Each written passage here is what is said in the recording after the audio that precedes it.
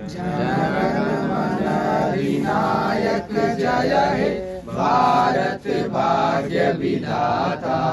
पंजाब सिंध गुजरात मराठा द्राविड़ उत्कल बंगा। विंध्य हिमाचल यमुना गंगा उच्चल जलधि तरंगा। तब शुभ नामे जागे तब शुभ आशीष मांगे। गाए तब जय गाथा जनगण मंगलदायक जय हे भारत भाग्य विधाता। जय हे जय हे जय हे जय जय जय जय हे। भारत माता की जय। भारत माता की जय। भारत माता की जय। वंदे मातरम। भारत माता की जय। भारत माता की जय। आज गणतंत्र दिवस के साथ बहुत पर्व बसंत पंचमी का शुभ अवसर है और ये काफ़ी कम ही ऐसा सौभाग्य होता है कि गणतंत्र दिवस और सरस्वती पूजा एक ही दिन। खास करके ये विद्यार्थियों के लिए एक बेहतर संयोग है क्योंकि विद्या और ज्ञान की देवी की पूजा जो है भारतीय सभ्यता और संस्कृति में यह सिखाया गया है कि आप निरंतर कैसे कड़ी मेहनत, ऊंची सोच और पक्का इरादा के साथ आप आगे बढ़ सकते हैं। गणतंत्र दिवस आपको हमेशा याद दिलाता है, जैसे स्वतंत्रता दिवस आपको याद दिलाता है कि कैसे हमें स्वतंत्रता मिला था, उसी तरह गणतंत्र दिवस आपको अपने संविधान, अपने रूल्स, अपने नियम्स पर चलने का आपको एक प्रेरणा देता है। और मैं स्टूडेंट से यह आग्रह भी करूंगा कि जीवन में सफलता पाने का मापदंड सिर्फ और सिर्फ नौकरी नहीं हो सकता है। नौकरी एक जरिया जरूर हो सकता है जो कि दैनिक जीवन यापन के लिए जरूरी भी है, लेकिन उसके लिए आप कोई भी काम करें तो कम से कम ऑनेस्टी का होना बहुत ज़रूरी है। और ऑनेस्टी का कोई पैरामीटर नहीं होता है। यदि आप क्लियर देख भी सकते हैं जो शिक्षित हैं या अशिक्षित हैं, लेकिन आप देखते होंगे कि जो हम पढ़े भी लिखे हैं, चाहे इंजीनियर हो, डॉक्टर हो या मान लीजिए कि किसी भी पद पर हो, आप देखते होंगे कि ट्रैफिक के रूल्स का क्या करते हो, पालन नहीं करते। ऐसे बहुत सारे हैं। आप देखते होंगे बहुत सारे न्यूज़पेपर्स में आप देखते होंगे या मीडिया के माध्यम से देखते होंगे कि भ्रष्टाचार का बहुत सारे खबरें आते हैं बड़े बड़े अधिकारियों का। तो ये आप नहीं कह सकते हैं कि जो शिक्षित है वो गलत नहीं है। तो आपको ये मैंने पहले ही बोला कि एक बेहतर संयोग है गणतंत्र दिवस और माँ सरस्वती का पूजा। तो मैं आपसे बस यही आग्रह करूँगा, और मैं खुद भी अपने जीवन में ये सीखता भी हूँ, कोशिश भी करता हूँ, क्योंकि कोई इंसान संपूर्ण नहीं हो सकता है, लेकिन कोशिश तो ज़रूर करना चाहिए कि अपने जीवन में काल में ईमानदार जरूर रहें। और एक आप जरूर एक डायरेक्शन जरूर बनाइए कि प्रत्येक दिन आपने कितना झूठ बोला, प्रत्येक घंटे आपने कितना झूठ बोला। इसका कोई पैरामीटर नहीं, इसकी बातें आप अपने आप से कर सकते हैं, खुद से कर सकते हैं कि मैं कितना झूठ बोला। क्या हुआ, जो झूठ मैंने बोला वो झूठ नहीं बोलते तो क्या मेरा जीवन आगे नहीं चल सकता था? उस झूठ बोलने से मुझे क्या बेनिफिट हुआ? तो कम से कम इसकी कोशिश आपको करना है। और दूसरी सबसे बड़ी बात है कि मेहनत का कोई इंड नहीं है। आप मेहनत, कोई आपका दोस्त ऐसा होता है कि कोई 5 घंटा पढ़कर भी सफलता पा लिया, कोई 15 घंटा पढ़कर भी पा लिया, लेकिन जो 5 घंटे वाला ने सफलता पाया, लेकिन 5 घंटे वाला यदि 10 घंटा करता तो बहुत बड़ी सफलता पा लेता। आपको कोशिश करना है। और सबसे बड़ी बात क्या है कि कोई भी अपने जीवन की जो बातें हैं अपने माता पिता से ज़रूर शेयर करें, और कोशिश करें कि गुरु से भी यदि शेयर करते हैं तो अच्छी बात है।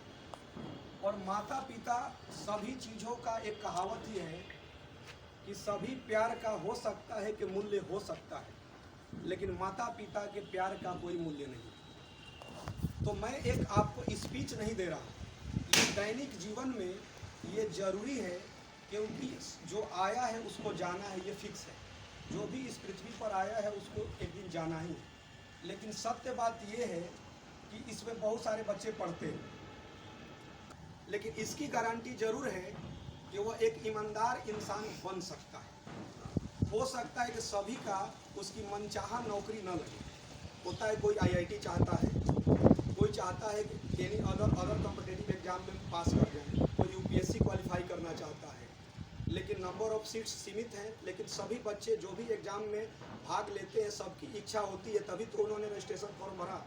लेकिन सबका क्या होता है कि हम उस नौकरी को पालें, लेकिन सबका हो नहीं पाता है। सभी कुछ लोग राइट डायरेक्शन में मेहनत करते हैं, कुछ लोग क्या करते हैं कि बस उन्होंने ये हुआ कि बचपन से शौक था कि हमको ये पाना है, लेकिन वो मेहनत नहीं करते हैं। लेकिन जो मेहनत करते हैं उसको भी उसका लक्ष्य नहीं मिल पाता है। तो लक्ष्य न मिलना यह नहीं है कि आपका जीवन खत्म हो गया। सबसे बड़ा लक्ष्य यही है आपके जीवन का कि आप ईमानदार रहें, और हो सके तो आप गरीबों की मदद करें। जितना संभव हो सकता है आप गरीबों की मदद करें, और कोशिश ये करें, लास्ट में यही बोल रहा हूँ कि माता पिता का प्यार का कोई मूल्य नहीं है। और एक चीज़ ज़रूर ध्यान दीजिएगा कि ये वृद्धा आश्रम क्यों खुले, वो कौन लोग हैं। क्लियर बात है, तो उसमें बड़े बड़े अधिकारी के भी माता पिता हैं। तो लास्ट बात वही है कि शिक्षा का मतलब केवल नौकरी पाना नहीं है। शिक्षा का मेन उद्देश्य है एक बेहतर इंसान बनना। तो आपसे कोशिश रहेगा कि आप बेहतर इंसान जरूर बने, और हम लोग मिलकर एक बेहतर विश्व का निर्माण करें। और आप लोग चलते होंगे, कभी कभी देखते होंगे कि कभी एक डॉग है, वो क्या है, वो चोटिल है। डॉग क्या है भाई, चोटिल है। लेकिन हम लोग क्या करते हैं, नज़रअंदाज कर देते हैं। कभी कभी एक किसी इंसान का एक्सीडेंट हो गया, हम लोग नज़रअंदाज कर देते हैं। लेकिन किसी अपने घर के आदमी का यदि वैसा हुआ तो यहाँ चोट लगता है। इसका मतलब है कि उसके साथ हमारा प्यार है, एक कनेक्शन है। तो जब अपने परिवार के साथ कनेक्शन है, तो आत्मीय लगाव एक जानवर के साथ क्यों नहीं हो सकता है। एक आत्मीय लगाव एक उस इंसान के साथ क्यों नहीं हो सकता है जो आपके घर का नहीं है। यदि इस टाइप का आपके साथ लगाव होगा तो अपने आप धीरे धीरे आप बेहतर इंसान बन जाएंगे। और ये जो नौकरी वाली बात है, किसी भी आप कॉम्पिटिटिव एग्जाम का तैयारी करते हैं, ये कोई बड़ी बात नहीं है। बेहतर इंसान बन जाइए, और आप क्या है, ये सब जो छोटी बातें हैं, आप केवल निरंतर मेहनत कीजिए और आप बेहतर कर जाइए। तो लास्ट में मैं हमेशा बोलता हूँ, जो गरीब तबके के बच्चों के लिए भी और सभी के लिए भी, कि मुझे यकीन है कि शहर छोटे होते हैं लेकिन लोगों के ख्वाब नहीं। मुझे यकीन है कि शहर छोटे होते हैं लेकिन लोगों के ख्वाब नहीं। मुझे यकीन है कि हार और जीत के बीच के फासले बड़े होते हैं, परंतु नामुमकिन नहीं। मुझे यकीन है कि आदमी का कद उसके इरादों से मापा जाता है। करो यकीन खुद पर तो दुनिया तुम्हारी, क्योंकि जीतने वाले छोड़ते नहीं और छोड़ने वाले जीतते नहीं। जय हिंद, जय भारत।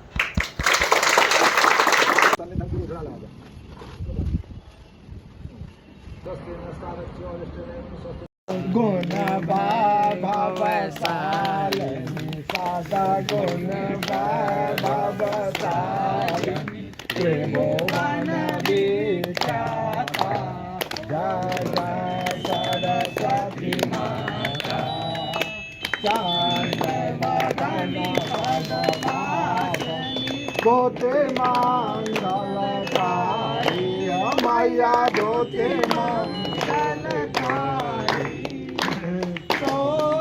गुण भाव सालिनी सादा गुण भाव सालिनी त्रिभुवन विख्याता जय सरस्वती